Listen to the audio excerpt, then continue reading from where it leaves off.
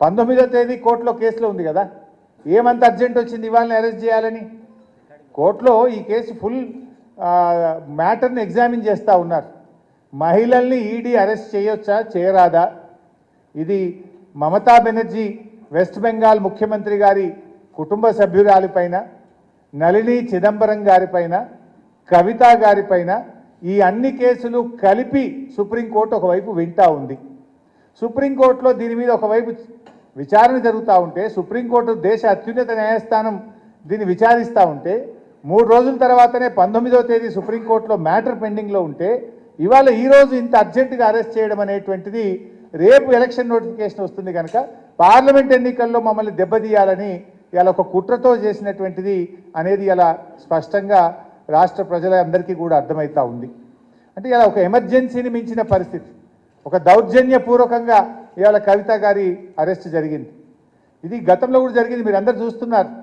మా మంత్రులు గంగుల కమలాకర్ కానీ, ఇతర మంత్రులు, మా పార్లమెంట్ సభ్యులు, మా శాసనసభ్యుల మీద కూడా ఇలాంటి ప్రయత్నాలు జరిగినాయి.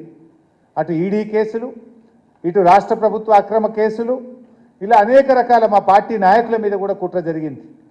ఒకవైపు మా ఎమ్మెల్యేలను కొనుగోలు చేసే ప్రయత్నం కూడా ఇదే బీజేపీ నాయకులు చేసిన విషయం కూడా మనందరికీ తెలుసు. అంటే ఇది ఒక రకంగా రాజకీయంగా మా మీద కక్ష సాధింపు చర్యలకు పాల్పడతా ఉన్నారు. ఎందుకంటే ఇదంతా కూడా ఒక కక్షతో చేస్తున్నటువంటిదే తప్ప ఇంకోటేం కాదు. ఈ అప్రజాస్వామిక చర్యలకు నిరసనగా ఈరోజు కవిత గారి అరెస్టుకు నిరసనగా రాష్ట్ర వ్యాప్తంగా కూడా రేపు అన్ని నియోజకవర్గ కేంద్రాల్లో పెద్ద ఎత్తున నిరసన కార్యక్రమాలు చేయాలని చెప్పి పార్టీ పిలుపునిస్తూ ఉంది. ఎందుకంటే ఈరోజు ఈ అరెస్ట్ అనేది కేవలం రాజకీయంగా ప్రేరేపితమైంది. 1 సంవత్సరంన్నర కింద కవిత గారిని విట్నెస్ కింద నోటీస్ ఇచ్చారు. ఏడాదిని అడ్డం తర్వాత ఇవాళ అక్యూజ్డ్ కింద మేము అరెస్ట్ చేస్తున్నామంటారు. అంటే ఏడాదిని అర్థం ఏం చేసిండు మరి మీరు? ఈ 1.5 ఇయర్ నుంచి ఏం చేసిండు? రేపు పార్లమెంట్ ఎన్నికల నోటిఫికేషన్ వస్తే ఇవాళ అరెస్ట్ చేయడం అనేటువంటిది ఇది పూర్తిగా రాజకీయ దురుద్దేశంతో, ఒక కుట్రతో చేసినటువంటిదే తప్ప ఇంకోటేమీ కాదు. ఇవాళ కాంగ్రెస్ బీజేపీల కుమ్మక్కు ఒక దుర్మార్గపు అయినటువంటి చర్య. దీన్ని తప్పకుండా బీఆర్ఎస్ పార్టీ ప్రజాక్షేత్రంలో ఎదుర్కొంటుంది. ఇవాళ రాష్ట్ర ప్రజలందరూ కూడా గమనిస్తూ ఉన్నారు. ఈ కుట్రలకు రేపు ప్రజాక్షేత్రంలో బీజేపీ కాంగ్రెస్లకు శిక్ష తప్పదని కూడా నేను ఈ సందర్భంగా హెచ్చరిస్తూ ఉన్నాం. ఎందుకంటే ఇవాళ ఇంత అత్యున్నత న్యాయస్థానం ముందు కేసు పెండింగ్లో ఉండగా ఉదయమేమో సెర్చ్ అన్నారు, సాయంత్రం ఏమో అరెస్ట్ అంటారు. అంటే ఇవన్నీ కూడా ఏంటంటే ముందే ప్లాన్ చేసుకొని వచ్చిండ్రు. వాళ్ళు ఫ్లైట్ టికెట్లు కూడా బుక్ చేసినారు.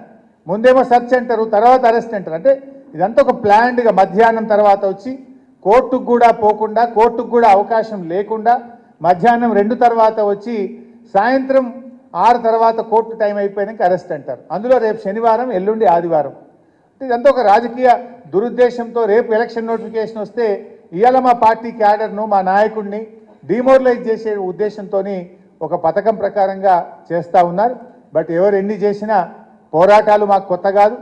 ఈ అక్రమ కేసులు, నిర్బంధాలు మాకు కొత్త కాదు. మా పార్టీ పుట్టిందే ఉద్యమాల్లో.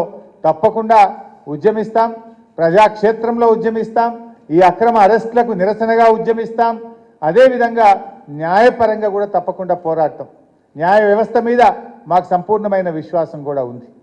రేపు అన్ని నియోజకవర్గ కేంద్రాల్లో కూడా ఎక్కడికక్కడ బీఆర్ఎస్ శ్రేణులు ఈ అక్రమ అరెస్టుకు నిరసనగా పెద్ద ఎత్తున కార్యక్రమాలు చేయాలని చెప్పి కూడా ఈరోజు పార్టీ పిలుపునిస్తూ ఉంది.